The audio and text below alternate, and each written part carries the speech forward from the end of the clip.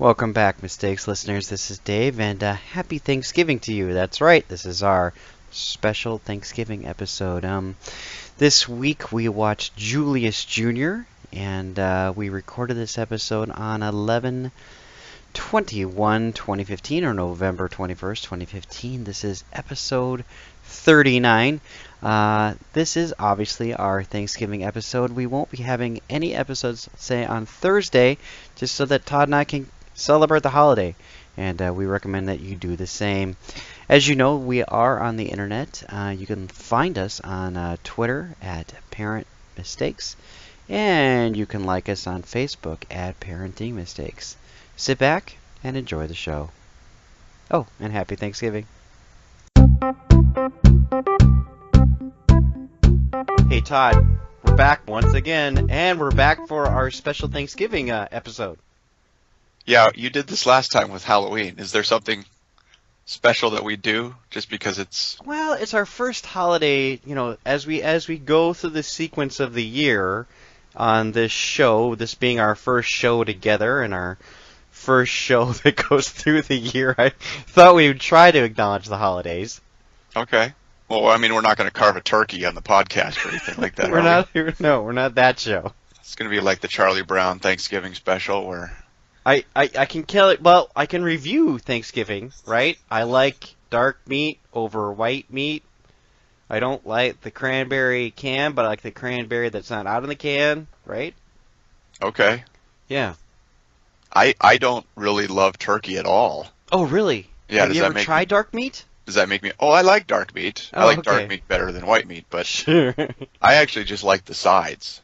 Okay, so you like the cranberry. I like all the sides, the mashed potatoes and the stuffing and stuff like that more than the turkey itself. So that's interesting. Do you feel obligated then to put turkey on your plate just because you have to? It's Thanksgiving? Yeah, I'll put a little turkey on there. And I like the skin.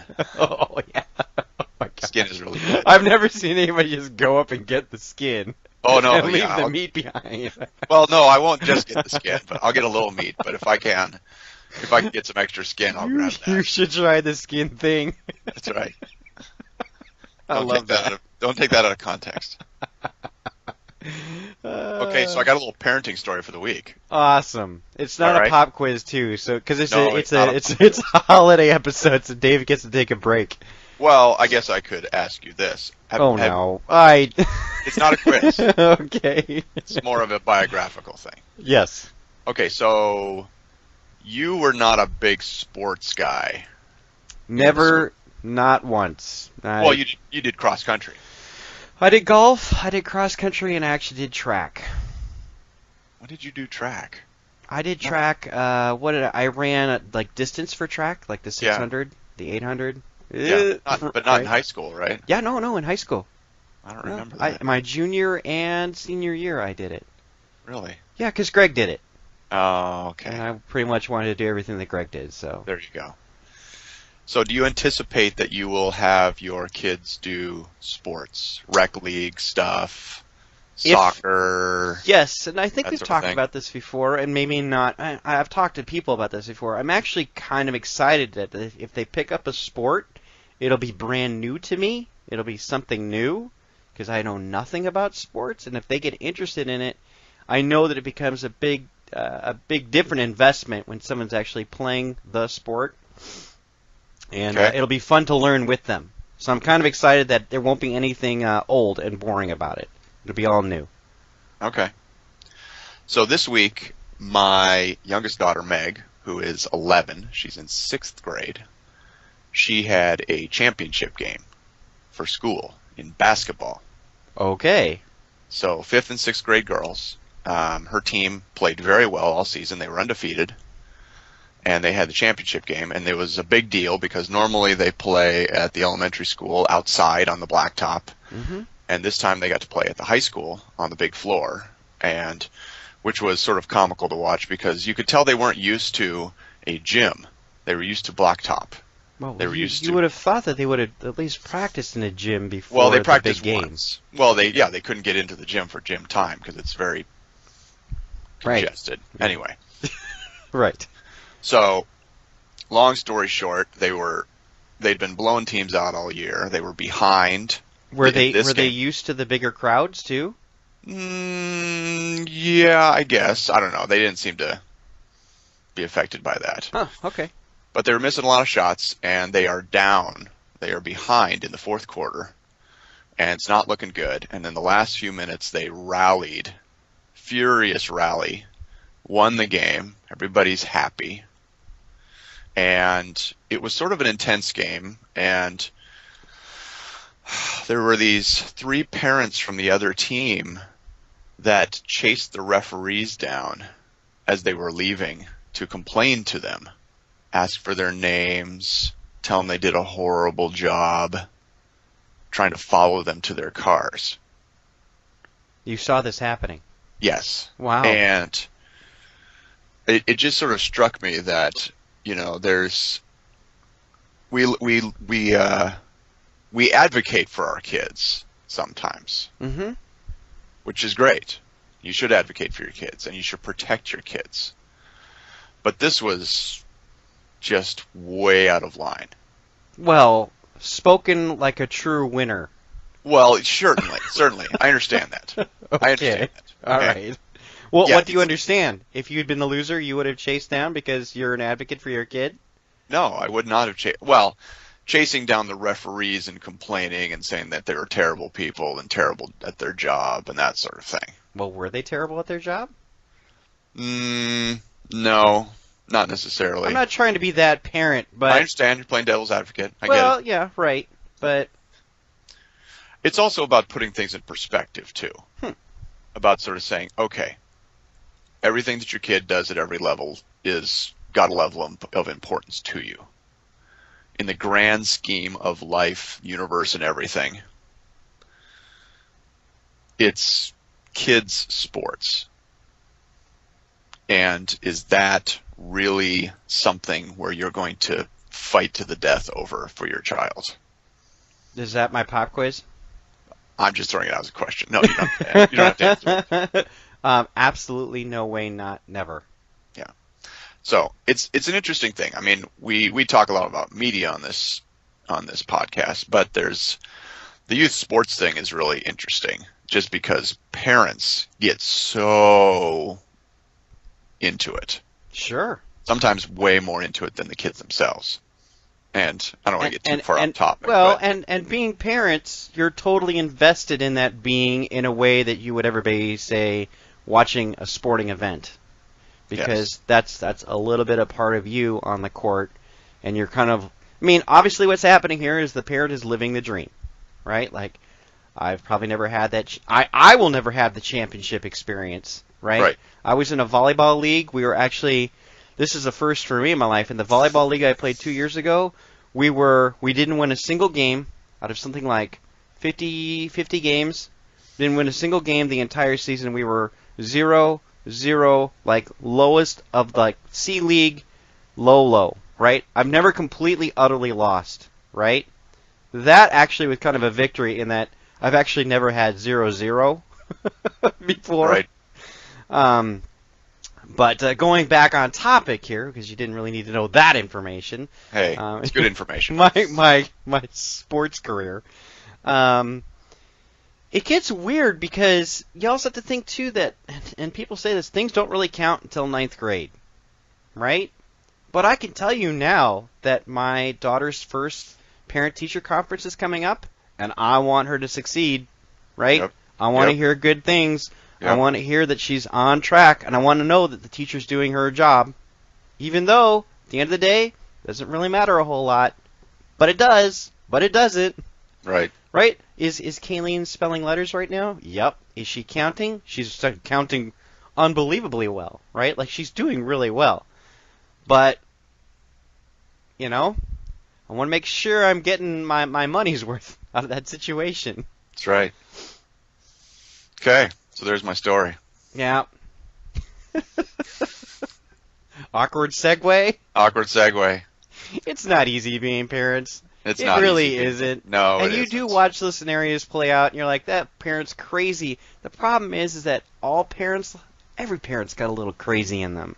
We do. There And is, again, there's one. Go ahead. to your point, would I have felt differently had we lost that game? Probably. Yeah. I do want to say, parents, refereeing sports is incredibly difficult. Yes. We have the luxury of evaluating it afterwards. And I will also say, refereeing younger kids sports, I think is harder than older kids sports, because really, if I think the parents on their side wanted the referees to call more things. They wanted a tighter game. Sure. Well, when you're talking about 5th and 6th grade girls, they travel constantly. They slap each other constantly just because they can't control their bodies yet. And so if you really called it the way you would call, say, a high school game, they wouldn't even get up the court. Yeah. They'd spend the entire game missing free throws, clanking them off the rim, which would be sad and boring. But anyway. Well, it's fun to watch. Oh, yeah, it is. Right? Sometimes. Yeah, to me, it would be comedy, right? Like, here's just this weird alternate version of the sport I love, right? Which is Yes. weird for me to say anyway. All right. So this week we looked at Julius Jr. Julius Jr. Yeah. Which started on Nick Jr. and is also on Netflix. Mm-hmm.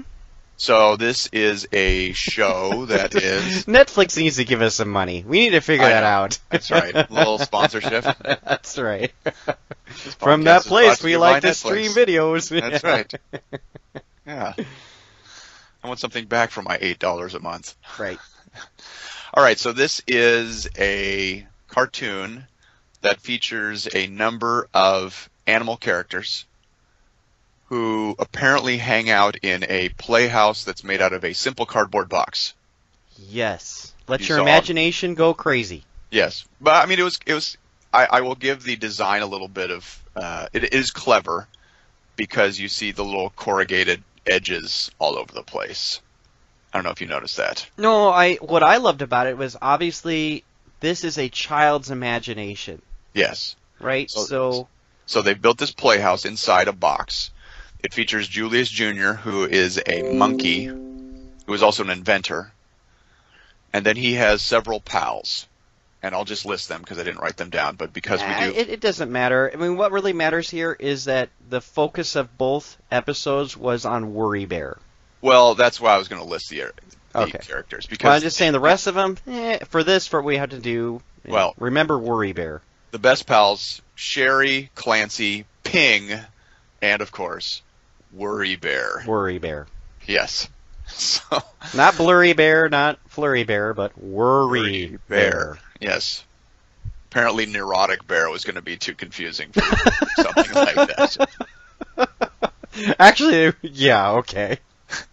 All right. So, as we always do, I always throw back to you and say, how'd you feel about Julius Jr., the monkey inventor? Oh, feeling like you're asking me how I felt about it? I Yeah. felt good.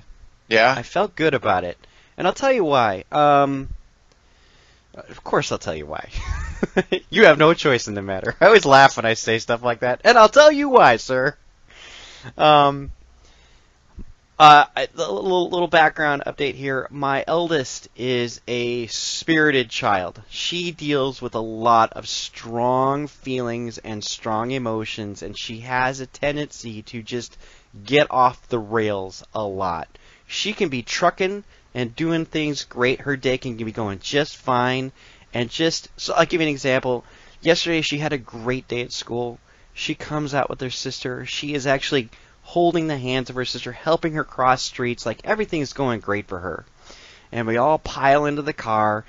Car leaves the campus of her school, and she looks up, and I kid you not, there is a bug that is probably no less than a centimeter. And she just starts screaming. Okay. She's screaming uncontrollably. I can't handle it, Dad. It's here, it's here, it's here. I can't handle it. Like she just... Everything just goes off the rail because it's not a part of her system. Like, it's not a part of her routine. Routine is very, very important to her. And this little bug completely threw her for a loop. Now, as a parent, it's a total slap in the face. You're thinking to yourself, wow, we were doing really great. She had a wonderful day. And suddenly, this little bug feels like somebody's come back into the car and decided to cut her finger off. Like, it's just that terrorizing, awful, and my gut reaction is such a kick in the stomach for me, I just want to turn around and yell. Right? Like, Okay. what? I look around and I go, it's a puny little bug. And I just want to say a sarcastic thing like, Kayleen, it's a puny little bug. What's wrong with you, right? Or smash it or whatever. Right. But for her, it's a complete and total derailment of a great day. And because of that just little nudge, she is spirited off the tracks. What I'm saying here, what I'm trying to get at is, these cartoons that we watched are about social and emotional development. Okay. And that is a big thing for both Kayleen and actually myself, too. I experienced a lot of the similar problems that Kayleen does. And growing up with me, Todd, I'd kind of flip off the handle. Woo! Yep. It would be nice to have a cartoon like this for me growing up. I don't know about you, I don't know if you saw as much deepness in the show that I did, but I watched it twice. Because like, there's something here I'm not totally getting. So the first episode centered around the animals, their imagination kind of going crazy, and it's snowing outside in their imagination. They open up the door, and a cloud comes into the house and is introduced to the friends. And the cloud throughout the entire episode cannot snow for them. Right? Yes. And despite its best efforts. He can't snow, and there's a lot of weirdness around that, right? Like, yes. Right? Like, he's like, the sound effects there were... yes, that was a little awkward. Yeah, it was a little awkward. Like, what are you trying to produce here, bud? And so there's a couple of like highlights, but the highlight of this particular episode is that the kids, when the snow cloud is in a different room, kind of go off. I should say stuffed animals, but they seem like kids to me. They go off and they like make fun. I can't say they made fun. They just make a statement that rhymes. No snow, Mo. The name of the cloud is Mo. Yes. And this actually causes a lot of anxiety for Mo. Even though they didn't even think that Mo actually heard the statement, Mo actually did. And so not only is Mo struggling with I can't snow on command, and I'm a snow cloud for crying out loud, but now I'm feeling the shame and embarrassment because these kids are off the side making fun of him. Which, unlike a Disney show or other shows we've watched, there's no snarkiness towards No Snow Mo. There's no shaming of Mo. It's just Mo overheard a statement that was being made that wasn't even actually intended to hurt his feelings. It was which is a realistic scenario for kids. Totally.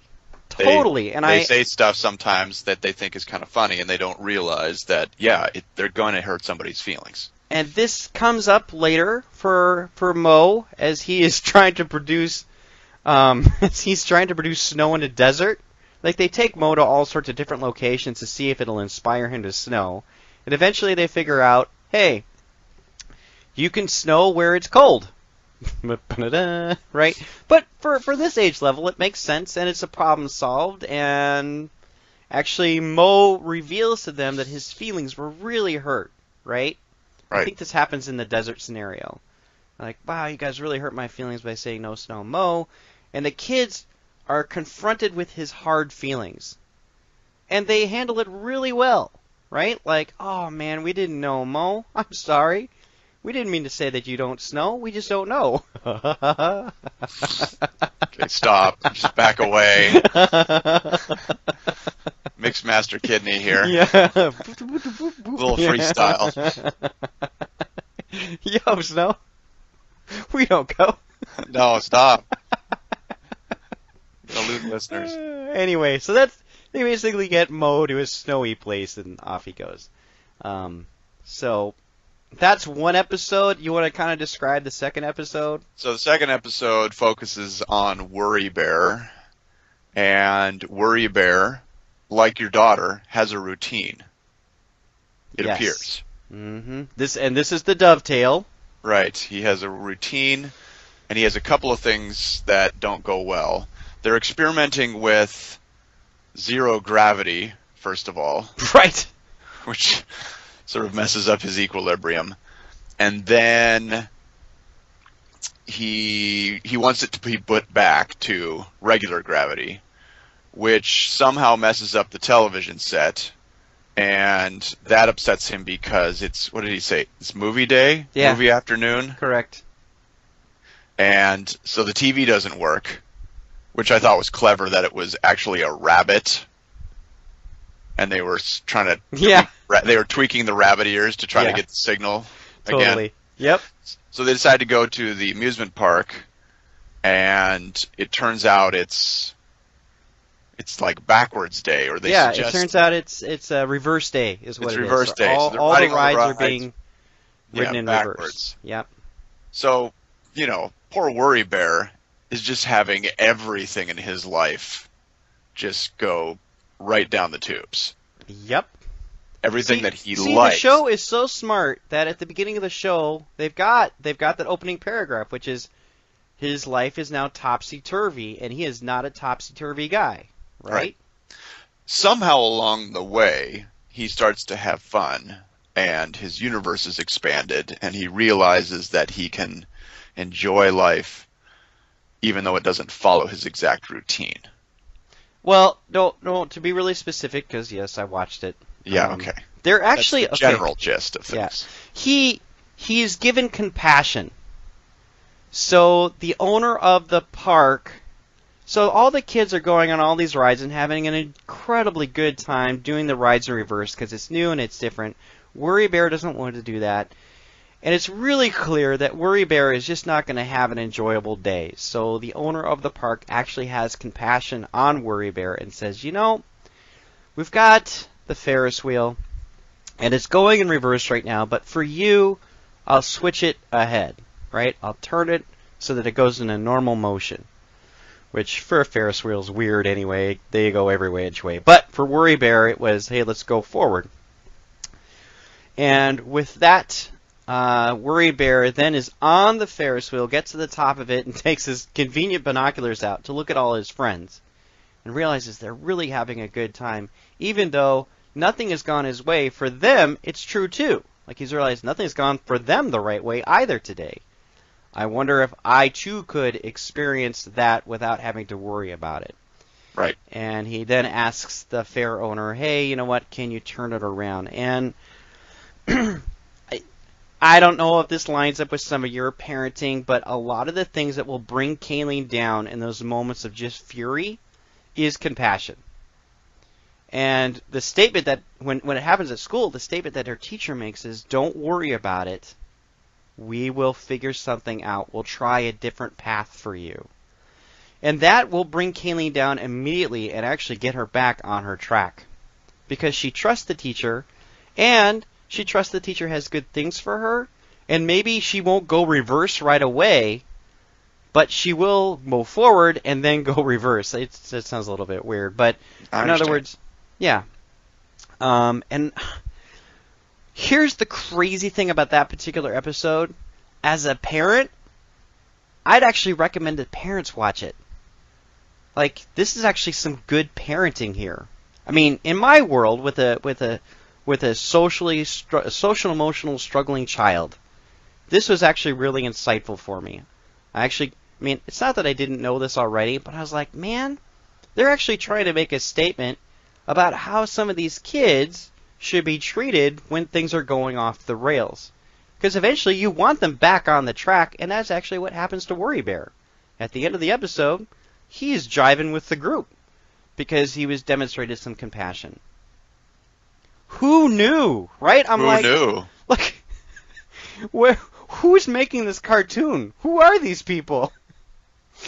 I mean, it threw me for a loop for even both episodes. I was like, wow, for me, who has struggled with a child, like, there were so many great discussion points I could have with my child watching this show. Like, I know that you've experienced a lot of these anxieties, or I know that you've experienced anxiety to perform and stuff like that, and here's how that's dealt with, and how do you feel about these things when they come up?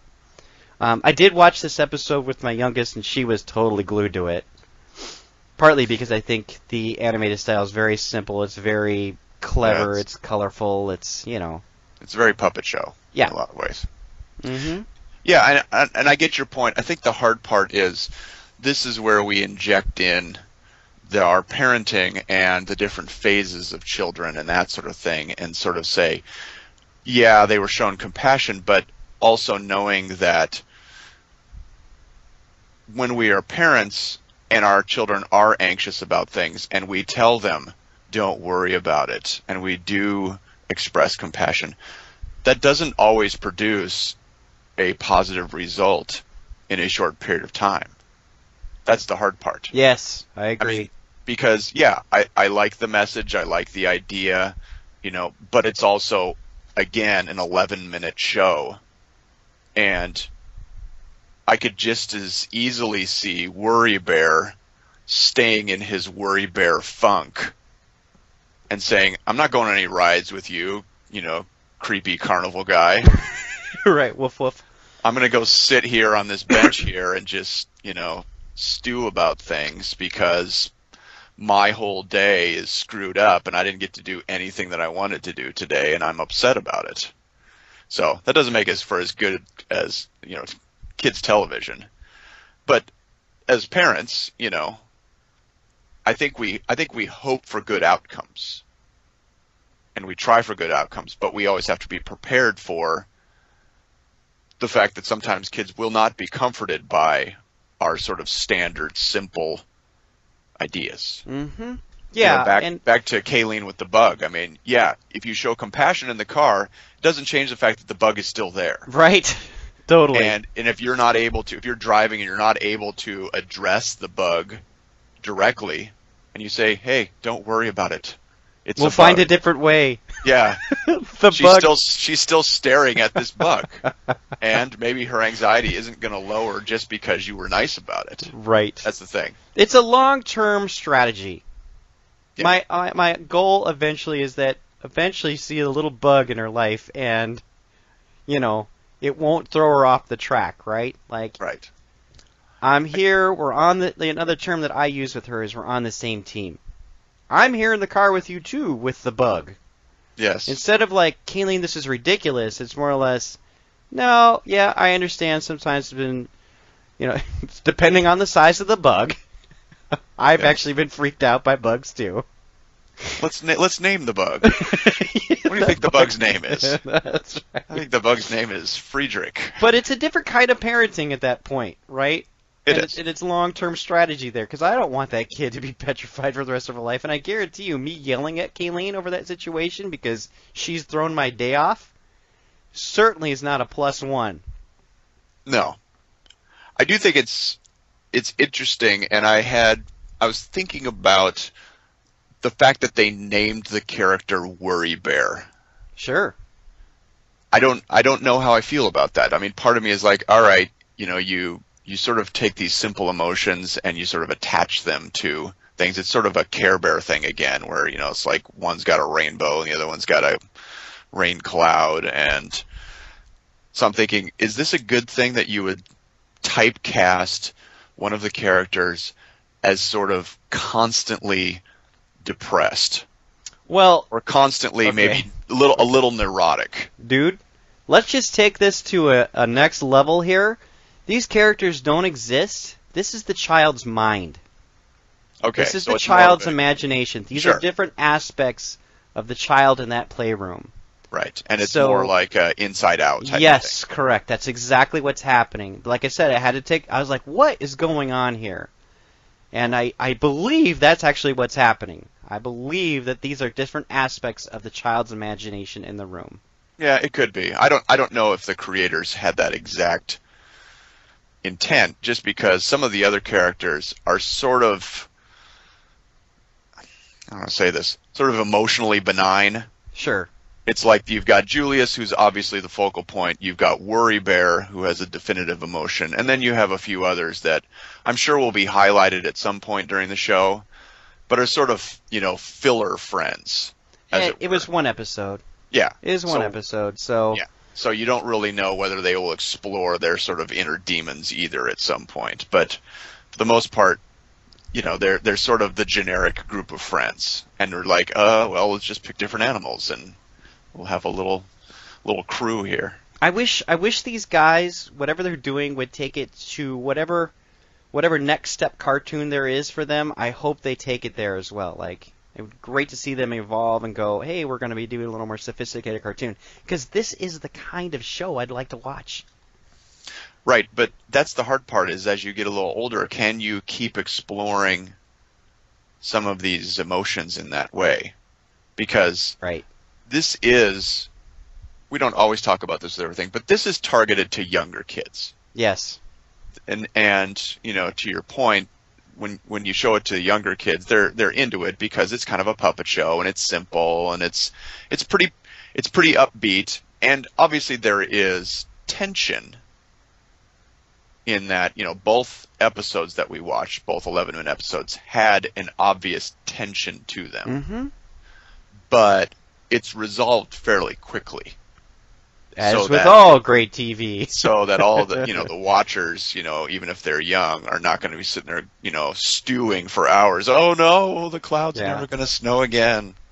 But the message is so strong. And that's what I'm trying to get at. And you get that. I don't want to beat a dead horse. I would highly there were no recommend... horses in this one anyway. So. Yeah, that's true. I would highly recommend this show. I don't know if I'd highly recommend it, but I would say, yeah, it's good. It's clean. It's pretty innocent. And, yeah. Yeah, it's deep. I think it's deep. I mean, I was able to pull some parenting education out of it. Like, right? I'm not saying it's the book that you should be reading, but right. Or the counseling that you seek, but man, what a great tool. And Julius looks a little bit like the sock monkey. It's true.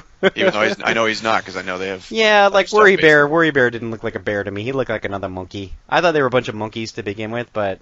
Oh, there's a whole other level. What does really it mean? Different level of monkeys. Well, Todd... One's a giraffe, and that's a little hard to cram into him. Oh, that's true. That was a little bit weird. Still kind of look like a monkey. So you are off to Thanksgiving. Are you going anywhere? Going to the in-laws. Nice. We are going to Fort Worden. We rent an officer's house at Fort Worden. Really? Yeah. It is. All right. It is a blast. We're up there for like 3 days. So. Okay. Yeah. Which is why you're going to get one special episode this week. There you go. I can't produce all week. Happy Thanksgiving to all. And you can follow us on Facebook. Actually, you can like our Facebook page, Parenting Mistakes, or you can follow us on Twitter, because we like to tweet parent mistakes. Yes. Give us feedback. And have a happy Thanksgiving.